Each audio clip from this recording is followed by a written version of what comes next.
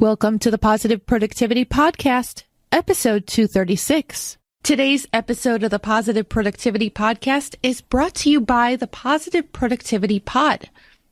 Created to empower entrepreneurs to achieve and appreciate personal and professional success without burnout, the pod offers weekly group coaching sessions, online courses, a private member community, and tons more. To learn more about the pod and to sign up, visit positiveproductivitypod.com. See you on the inside. The Positive Productivity Podcast was created to empower entrepreneurs to achieve and appreciate personal and professional success. I'm your host, Kim Sutton, and if you're ready, let's jump into today's episode. Welcome back to another episode of the Positive Productivity Podcast. I am so happy that you are here to join us today, and I'm thrilled to introduce you to our guest, Lea Bayles. Lea is the founder of Lea Bayles Coaching, and I'm thrilled that she's here to teach us about leading from the yin-side out. Lea, welcome. Hi, Kim. Thanks so much. It's a great pleasure to be here. Oh, great pleasure to have you. Lea, can you share a bit of your backstory with us and lead into leading from the inside out? Well, I was thinking a little bit ago about a quote by E.E. Cummings. It takes great courage to grow up and become who we really are. And I love that quote. That's like one of the passions that I have is letting my own life be a chance to grow into who I really am, becoming that more and more, and helping other people do that. Because we each have this enormous, extraordinary potential for becoming more and more. And sometimes in the process of that, we burn ourselves out or wear ourselves out. So one of my passions is to help people, professionals, entrepreneurs especially, grow into who they really are, emerge into that next step, grow into their potential, but without burning ourselves out, without depleting ourselves, which I've major times done to myself, but with a sense of ease and a sense of flow and a sense of connecting to what it really is inside ourselves that's wanting to emerge. I know a thing or two, or 15 about burning myself out. I just got to be totally honest there. How did you get on this journey? What brought you to having this passion? Well, in many ways, it's been something that's been lifelong. I had several times in my life when I was young when I came close to dying. I had a weird immune disorder when I was born with, an immune deficiency. And so I was in and out of hospitals, almost died a few times. And then as a teenager, I was with friends playing at a river and fell into the river and was swept downstream and left my body and was watching from above. And so that experience and the times in my life when I've realized how close death can be, and times when I've been connected with people that I've deeply loved and I've been with them through their death process, and really has given me the gift of realizing how precious and how fragile this life is. And that, I think, has given me my whole life an ability or perhaps the longing to live in that place where I'm open to what really matters to me and the power of remembering that this life is so precious and so fleeting. And so it's always been something that's there that sort of fueled my quest. And then when I was in my early 30s, I had 3 young daughters. I was in graduate school. I was babysitting for other people's children. I was volunteering at the local grade school for my oldest daughter. And I had the sense that I could do everything for everybody. And I pushed and I pushed and I pushed myself until I had a really serious immune system collapse. And it turned out to be one of the best things that ever happened to me. And it was one of the best things that ever happened to me because it sent me on a journey of learning to heal myself and to rebuild my life from the inside out. And it helped me see a really dangerous pattern in my life of pushing and struggling to get ahead and to achieve, and that feeling of pushing for perfection. And it also helped me see a toxic imbalance in our culture. I'm so intrigued already because I feel like you're talking to the me of the last decade because I've gone through that same pushing. Thank you. Yeah. Sorry, I interrupted you. I'm so rude. Toxic imbalance in our culture. No, you didn't at all. I'm really happy to hear, I'm not happy to hear that you've had that, but interested to hear that you had a similar experience. Because when I started healing myself, I had this really strong knowing that my path was not to go from doctor to find a cure. Well, I did go through tests because at first the doctors weren't sure I was going to live. I was diagnosed with pericarditis, which is inflammation of the lining of the heart, and I had some organ failure and, couldn't sit up in bed long enough to read a book to my 3-year-old twins for a while, and, was just absolutely exhausted. For a while, the doctors weren't sure I was going to live. So they did a number of tests for potentially very scary things. But as soon as those things were ruled out, I had this very strong knowing that my path was to learn to heal from the inside out and not to go to doctors for cures, but to find a different path, a different way of living my life and of being in my body.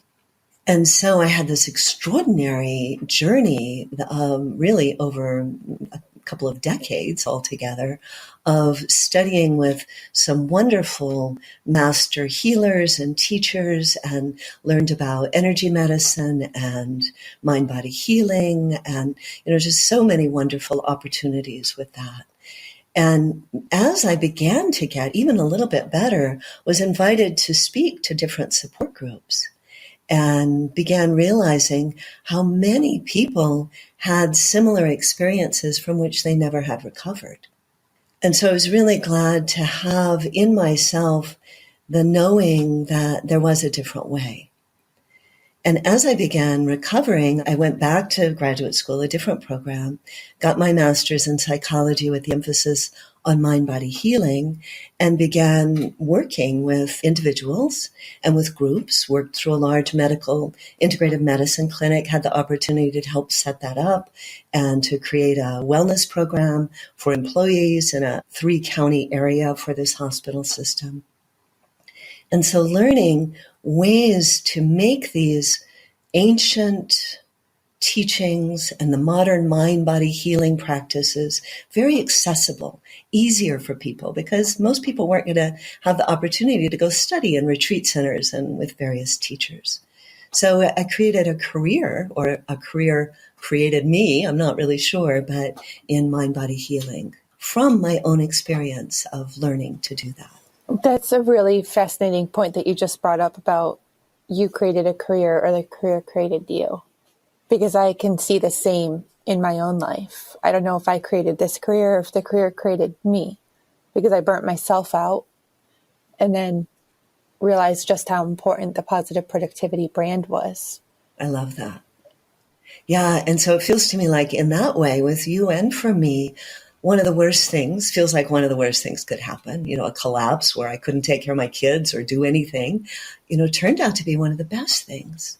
And my sense is it's like our inner self, our soul self, calls us back into alignment, through the challenges as well as through the joys. And that when we embrace that, it brings us back into a path where we're more and more aligned with who we really are and what we're really here to do. I can absolutely see that.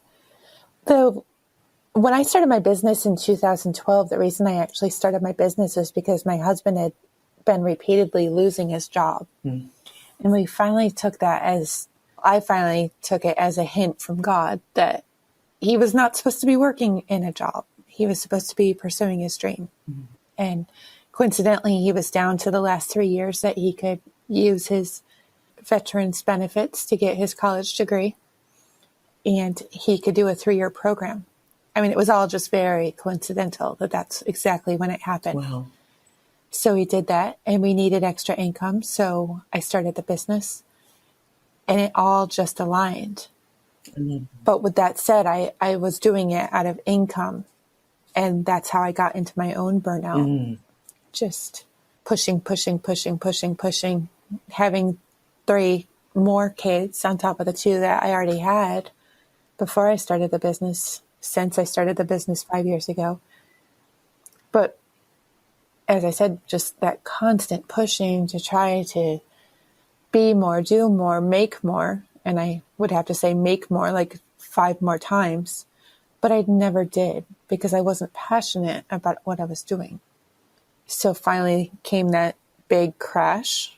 I was broken, and it all became really clear. And that, sometimes the worst times happen for the best reasons. Absolutely. As long as we have the perspective that you did, we're not taking the victim place. We're not wallowing in it too long. I mean, we get to wallow for a while, but not too long. And then we're like, okay, where does this redirect me? What's my opportunity in this? And you so obviously did that, Kim, in that process, both for yourself and for your husband. I felt like I woke up. And even more amazing to do it when you've got a house full of children. Yeah. A lot of people say, I can't possibly shift my job. I can't possibly do what I really want to do because these people are dependent on me. And I love that you did it even in that situation. Well, that's something that my husband has taught me a lot about, is he's been through the worst. I mean, we've had our own struggles. Don't get me wrong. We've had plenty of struggles in the 7 years that we've been together. But I don't know that besides the introduction episode of the Positive Productivity Podcast, I don't know that I've ever shared that just less than a year before we met, he was homeless and living out of his car in Fargo, North Dakota in the middle of winter. So no matter how bad things get around here, he doesn't put it in my face, but he says, sweetie, it's not, we can endure anything. Wow. I've lived in my car. I know we can deal with whatever we're dealing with. But after that massive shift happened, we haven't had to deal with that. We haven't had the 34-cent weekends, trying to see how far we can stretch a bag of rice. And yes, listeners, I mean, we've really gone through that. We've had cars repoed and our utilities disconnected, but we've gotten through just because the mindset was there. We can survive without water for a day. It's impossible, or, it's hard to think about, but we can do it, and we can get by on 1 car instead of 2, or no cars instead of 1. We can do it, but we have to know that we can do it first. And sometimes that's where a lot of the failure comes from. Yeah. Well, and it feels like you also, the two of you, help each other support in being grateful for what you do have and building on that. And I think that's a big piece. Definitely a huge piece. Yeah. Yeah. Beautiful. Well, you asked me a question, and I'm afraid I didn't answer it very fully. I kind of got sidetracked, but it was like what I see as that toxic imbalance in our culture. And one of the teachings that I have studied quite a bit is Qigong, which is tied in with Chinese medicine, acupuncture. I haven't studied acupuncture, but the branch of it, which is Qigong, the movement, meditation. Qi is the energy, the life force, and Gong is the skill. So it's the skill in working with energy. And central to that is the idea of the yin and the yang, the big circle with the curved line, and the yin is on one side and the yang on the other. And the yin is the receptive and the quiet and the inner, and the yang is the outer and the achievement and the forceful. And so we can think of the yang as the masculine and the yin as the feminine, but this doesn't mean male and female, because we all need both. We have both. And in the Qigong philosophy, the way of being, they're both equally important, and we need both of them, and they support each other. It's part of the life energy, the life force is made of both. But in our culture, we're so focused on the yang, on the doing and the achieving. And if we're going to get ahead, we've got to push forward, and we've got to, really have that active kind of quality. And we minimize the importance of the interior and the intuitive and the inner knowing. We think of the outer authority as more important than the inner knowing. And we think of like the love of power is more important than the power of love, which is the more yin quality. And so that imbalance of that leads us to the place where, like you said, you were pushing and pushing, and it wasn't even what really satisfied you on the inside, but you felt like, for whatever reason, that was how you were supposed to push to get ahead, which is what we're taught. But in Qigong, there's this wonderful realization that before anything can happen, the yin, the inner reserves need to be replenished. So the concept that within each of us, there's a deep, deep well of yin. And we must refill and replenish and keep that well replenished. And then the yang, the action, the outward, naturally rises. So that if we keep that inner reserve really, really full and rich and alive, then we can more easily have creative action. The right action arises without having to be forced. But if we have a situation like I did in my early 30s, where I really depleted that inner reserve, then everything I do has to come from the place of being forced and pushed. So I so loved finding that metaphor and that awareness of energy because it so perfectly reflected what I had experienced in my own body in my life. And so this commitment to replenishing that inner reserve for men and for women, that we need ways to do that. And then the right action we need to take, the creative solutions, the innovative ideas naturally arise. But without having that inner reserve replenished, everything has to be forced. And we get to feeling depleted and lonely and overwhelmed as we're trying to achieve our dreams and our goals. Wow. I'm having one of those moments where I knew this, but you can hear it, you can digest it, or maybe you're hinted at it numerous times, but it never just clicks, and it just clicked. Thank you. I love that. That makes me feel really happy. Going back to what you said earlier, yes, my husband and I do balance each other really well. When one of us is having a rough time, the other one is really great at getting us out of it. However, I'm seeing two different sides, and it's not the yin and the yang with us right now. He is working outside of the home while he's trying to build his dream, but it's more out of necessity than out of desire when there are other things that he could be doing. Listeners, episode 167, so thekimsutton.com/pp167, I talk about being stubborn. And there's those times that we're trying really hard to shove the circle peg into the square hole or the other way around. And that's what we can be doing exactly with what Lea is talking about, is we're just trying to shove that circle peg into the square hole, and we're not listening to our body and what it's telling us we need. And that's not good. It's just not. But anyway, as I'm seeing him keep on doing what he's not passionate about and struggling with he's a manager at a retail shop, struggling with employees who are just totally not there. And his own physical ailments are getting worse. But I know that if he just gave himself the peace, that would start improving. There's a lot more to that, but I just know that would happen. Listeners, I'm not telling you that if you are working a full-time job right now to go quit your job, but allow yourself the opportunity to think about it. Right. What would it really take to step out? Well, and also, Kim, you mentioned listening to your body. And to me, that's one of the really key pieces to all this. We have the idea that we can just push ourselves all the time. And our culture, I think, teaches us that if we're tired, have another cup of coffee. That our bodies are just supposed to just work like machines. And I think we often pay better attention and better care to our cars than we do to our bodies. And so that listening to your body, befriending your body, our bodies are so brilliant, and they're always giving us feedback. They're giving us feedback about what we need to be healthy, and they're also giving us feedback to what our souls need. So ways that we can listen, that we can tune in. Ironically, when I was in grad school in my 30s, I was writing a paper on mind-body healing while I was ignoring the first principle of mind-body healing, which is listen to your body.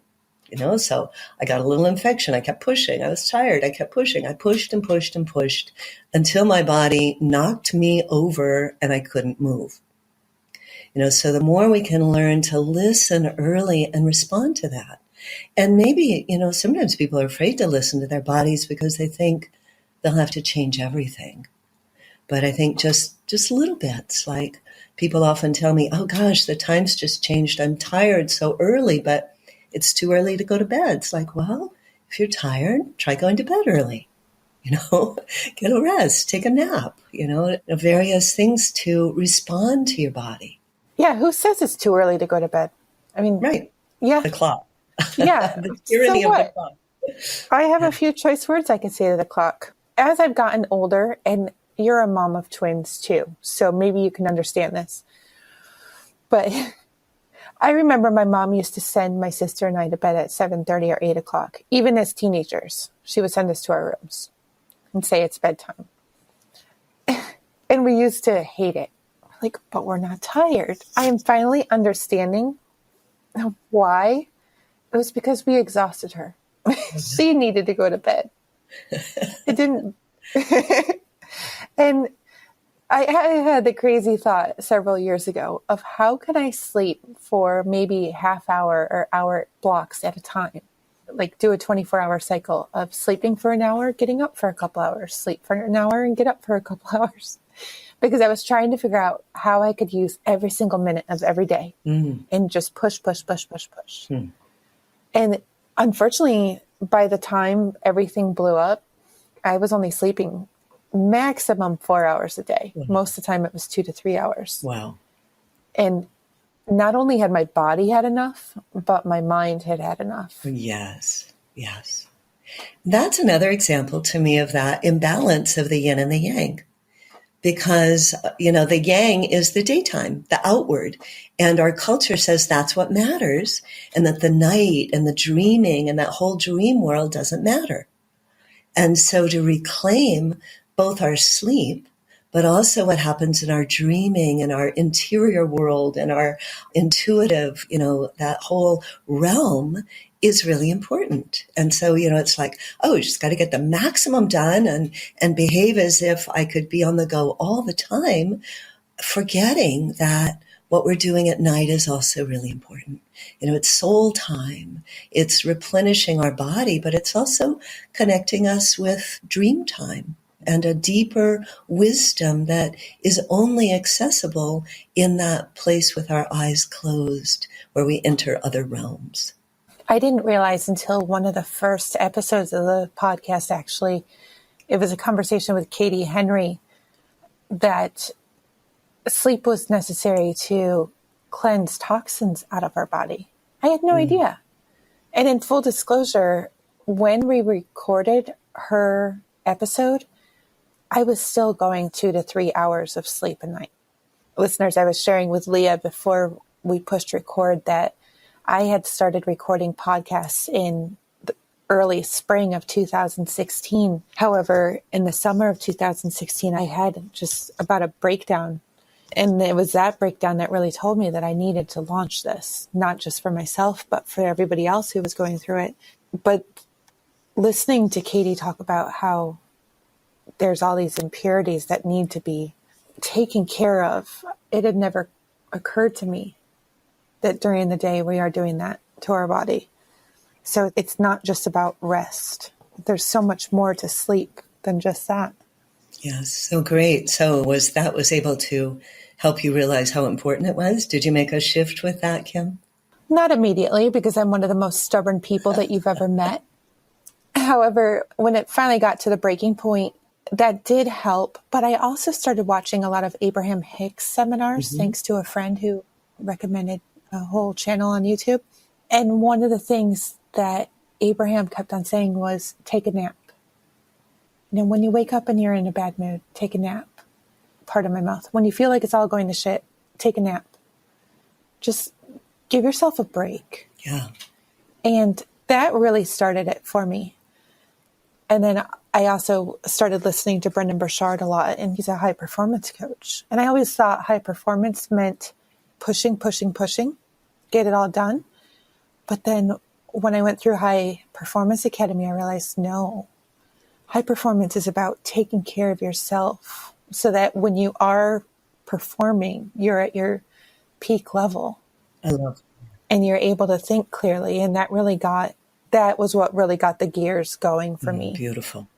Was I started giving myself, I couldn't believe that when I gave myself 6 to 8 hours of sleep, what normally would have taken, the activities that were previously taking me 8 hours started taking 2 because I had swapped the ratio of sleep and work. Yeah, so you were working more, it feels to me like, from a place of connection inside and ease with yourself. And when we do that, we do get much more done in a lot less time. And like that stubbornness that most of us individually have, but it's so reflected culturally. The idea that we have to work so many hours to get it done.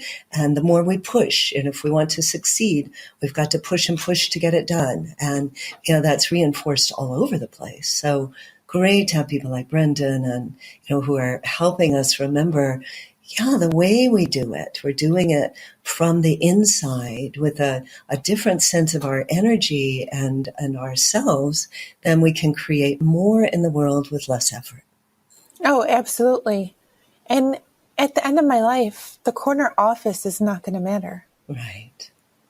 My husband, he's so funny. He still thinks that it would be great if I had an office outside the home. I don't want one. I really don't care how big my office is.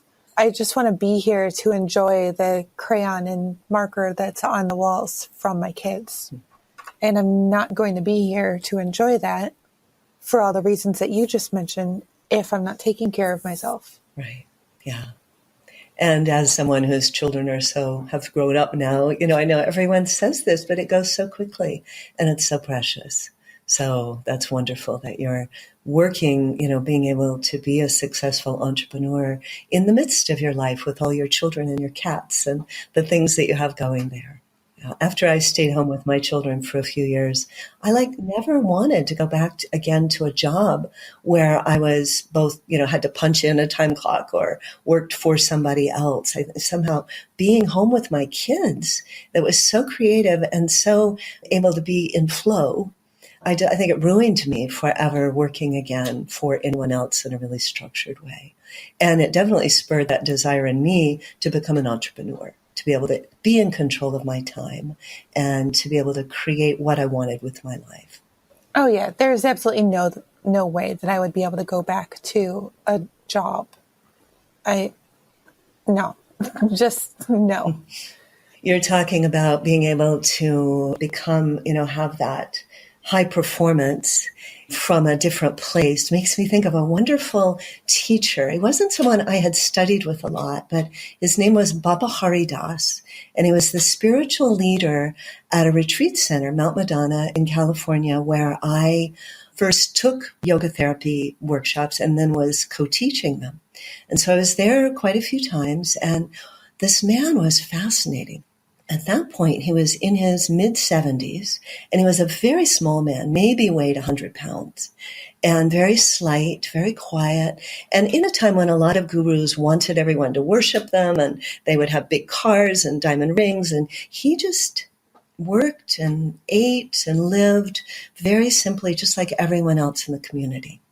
And one night I was in the dining room sitting with a couple of young men who'd been out all day long building a brick wall or rock wall on the grounds of Mount Madonna. And they were laughing. They said, he is amazing. They said, we're bigger, we're stronger, we look like we're bigger, we're like, a third his age, and we can't keep up with him. They said he's out there working all day long and he's building rock walls and he never seems to have effort. And they said he would pick up the biggest boulders. Babaji, they called him. They said Babaji would pick up the biggest boulders as if they weighed nothing and just set them into place like they were feathers. And they said, at the end of the day, we're exhausted, and he's just calm and relaxed. They said, he is working in a whole different way. He is working with energy. And all of the great teachers I really admired, I realized they weren't working with brute strength. They weren't working with that yang outward way. They were working from that inner power, that deep inner power. And that was so inspiring to me to see that with Babaji and with a number of my teachers who were decades older than I, but who had this radiant life force because they were creating and achieving from that deep inner power. That has been my role model. That has been, what I've learned to do for myself and for my clients is be able to access that deep inner power and to work from that place. Not that I always do it. I find myself getting into that, pushing through, but then oh yeah, that really doesn't work so well. And it ages us and it wears us out. It depletes us. But we have inside each one of us this extraordinary inner power that we can tap into. And I may never build a great big rock wall, but there are lots of things that I and you and everyone else in this world needs to accomplish that we can learn to accomplish with way less effort and lots more ease and joy. Lea, I'm sure you've heard the expression, work smarter, not harder. Mm-hmm. Yeah. I'm thinking that there needs to be a twist on that I was trying to come up with it while you were talking, which I know is not what I should be doing. I should be listening. I was listening. But how to work more mindfully instead of harder. Yeah, well, that's part of what I think of as working from the inside. But I love that you're thinking of that. I'm going to keep playing with that myself. Maybe you and I will come up with a good phrase for that. Yeah, because sometimes when we talk about work minder, not harder, just doesn't sound right. Yeah, well, I think it's good. I think what that often is referring to is time management, which is important, and focusing on the things that need to get done, and that's to me a big part of productivity that I often have to focus on, not getting distracted. So that working smarter, not harder, is part of it. And I think, like you're saying, there's a deeper energetic way, and maybe you and I can come up with a great phrase that expresses that. Oh, I would love that. Listeners, if you have any ideas on what that phrase can be, I know Lea and I would both love to hear about it. thekimsutton.com/pp236. Lea, it's been an absolute pleasure having you on the podcast today. Can you share a little bit more about what you do in your work and where listeners can find you online? Sure. I work one-on-one with individual clients. I also have some group programs. I love speaking. I present at conferences, wellness conferences, women's conferences. Speaking is one of my great joys. And I love, too, just going to the conferences and meeting people, hearing what people are doing in various fields. To connect with me, my website is leabayles.com. That's LeaBayles.com. And I have a page of gifts. So I would love to offer you those. If you go to leabayles.com/gifts, GIFTS. One of the things there that I think might be of interest to people related to what we're talking about is something called the Unshakable Self-Care Gift Package.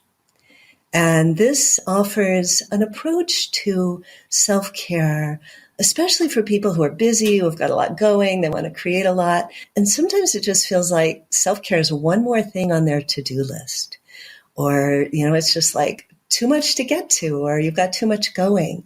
And my approach to self-care is it's not something, the basic of self-care, isn't it something you have to go do separate from your life, but it's a way you are being. It's how to connect with your inner power all the time and what your daily habits are that you're doing anyway, but that you can do in a way that replenish your inner reserves and that make your life easier and that help you have that sense of radiant well-being, of really that sense of just feeling alive and juicy and strong in your body all the time. So check that out, leabayles.com/gifts. and choose as many as you'd like. I would love that. Lea, thank you so much. Listeners, just in case you're driving or you're not able to write that down right now, you'll be able to find the full transcription, the resources that we talk about, and all the URLs that Lea has mentioned at thekimsutton.com/pp236. Lea, thank you so much for joining us today. I've really enjoyed every moment of it. Thank you, Kim. Fabulous. Oh, you're so welcome. Do you have a last piece of parting advice or a golden nugget that you can offer to listeners? I would love for everyone to just take a few moments of kindness for yourself. One of the things I really notice that I used to do and that a lot of people I work with do is that sense of being harsh toward ourselves, expecting ourselves to be perfect and, like noticing more what's not going well than what is going well. So I just invite you right now to take a few breaths of kindness for yourself. Just feel the breath that's already flowing in and out, and just allow it to be a breath of kindness. So you're breathing in kindness for yourself just as you are. And you breathe out, you just feel that sense of kindness spreading all through your body.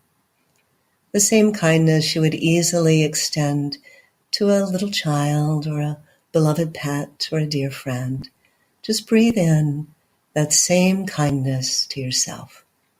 Let it flow right into your body. Let it spread throughout. Breath of kindness can go with you wherever you go. Thanks so very much.